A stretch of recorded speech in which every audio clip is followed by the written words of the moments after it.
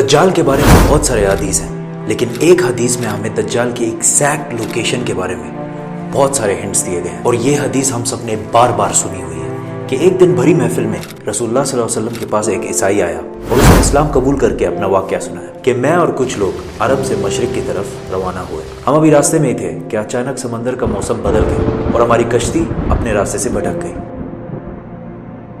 ایک مہینہ ادھر ادھر بھٹکنے کے بعد سمندر نے آخر کار ہماری کشتی کو ایک جزیرے کے پاس لا کھڑا کیا۔ بڑی کشتی ڈاک کر کے ہم چھوٹی کشتیوں کے ذریعے اس جزیرے پہ پہنچے، اور وہاں ہماری ملاقات ایک عجیب قسم کے مخلوق سے ہوئی جو بالکل کالا اور جسم پر بہت زیادہ بال تھے اس کے، اور اس نے اپنا نام جساسا بتایا۔ ہم نے اس سے پوچھا تم کیا چیز ہو، کیا مخلوق ہو؟ اس نے بولا مجھے چھوڑو، وہ ادھر ایک مندر ہے، ادھر جاؤ، وہاں ایک شخص تمہارا بہت شدت سے انتظار کر رہا ہے۔ اندر ہم نے ایک شخص کو زنجیر میں بندھا ہوا دیکھا اور اس نے ہم سے 3 سوال پوچھے کہ مجھے بیسان کے درختوں کے بارے میں بتاؤ، کیا اس میں کوئی فروٹ پھل وغیرہ ہے؟ ہم نے کہا بالکل، وہاں بہت فروٹس پھل وغیرہ ہے۔ اس نے کہا بہت جلد وہاں کچھ بھی نہیں ہوگا۔ پھر اس نے پوچھا مجھے لیک آف تبریہ کے بارے میں بتاؤ، کیا اس میں پانی ہے یا نہیں ہے؟ ہم نے کہا وہاں بہت پانی پڑا ہوا۔ اس نے کہا بہت جلد یہ بھی خشک ہو جائے گا۔ اور پھر اس نے کہا مجھے اس امی پیغمبر کے بارے میں بتاؤ، کیا کیا ہے اس نے ابھی تک؟ ہم نے بتایا کہ وہ مکہ سے نکل کر مدینہ میں آباد ہو چکا ہے۔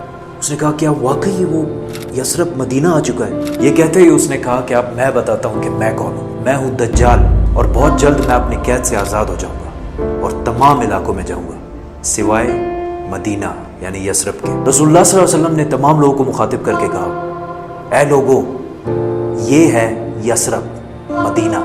تمیم الداری جو کہہ رہا ہے مجھے اس میں سچائی نظر آ رہی ہے۔ یاد رکھو دجال شام کے سمندر میں ہے اور نہ یمن کے سمندر میں۔ اور اپنے ہاتھ سے مشرق کی طرف اشارہ کر کے کہا دجال مشرق میں ہے، دجال مشرق میں ہے، دجال مشرق میں ہے۔ اب سمپل سی بات ہے، ایز وی نو کہ مشرق کی طرف سفر کے بعد ان کی کشتی ایک جزیرے پہ رکی تھی۔ So let's just find out all the islands east of مدینہ۔ مدینہ کے ایسٹ میں there's the famous Arabian Sea، اور اس میں مینلی 4 جزیرے پائے جاتے ہیں: Lakshadweep island in India, Socotra island in Yemen, Masirah island in Oman, and Astola in Pakistan. حدیث میں کلیئرلی فرمایا گیا ہے کہ دجال یمن کے سمندر میں نہیں ہوگا، تو یہ 2 آئلینڈز تو نکل گئے۔ رسول اللہ صلی اللہ علیہ وسلم نے مدینہ میں جو مشرق کی طرف اشارہ کیا تھا، اگر اس سے ہم ایک سیدھی لائن کھینچیں تو وہ بالکل استولا آئلینڈ کے اوپر سے گزرتی ہے۔ اور جب جساسا نے ان کو اس جزیرے پہ ایک ٹیمپل مندر کی طرف بھیجا تھا، تو اس جزیرے پہ ایک مندر ٹیمپل کے کوئی ریمینز تو ہونے چاہیے۔ انڈیا کے اس آئلینڈ میں تو ایسا کچھ بھی نہیں ہے، لیکن پاکستان کے استولا آئلینڈ میں پتہ ہے کیا ہے؟ مندر۔ لیکن یہ تو 1450 سال پرانی کہانی ہے، مندر تو ابھی 40-50 سال پہلے بنا ہوگا۔ 2000 سال پرانا مندر، اور مندر بھی کس کا؟ کالی ماتا، ہندوؤں کی سب سے خطرناک اور خوفناک گاڈس، دیوی، جو دکھنے میں بہت خوفناک اور جس کے جسم پر بھی بہت زیادہ بال ہیں۔ کچھ یاد آیا؟ جساسا۔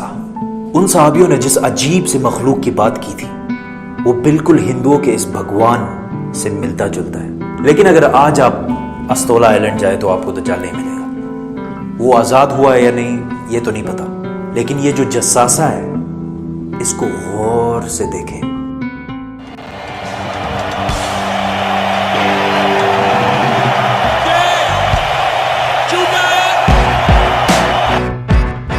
نائنٹین 1970 کے امریکن میوزک انڈسٹری کے سب سے بڑے بینڈز میں سے ایک بینڈ رولنگ سٹونز ہے۔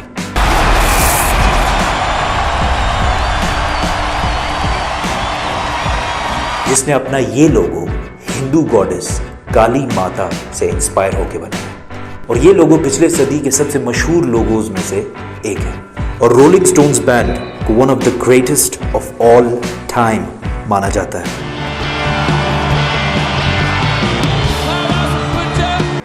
ون وے اور دی ادر، دجال کے جزیرے والے جساسا کا پوری دنیا کے میوزک انڈسٹری اور فلم انڈسٹری کو شیپ کرنے میں بہت بڑا ہاتھ ہے۔ کوئنسیڈنس؟ اور maybe not.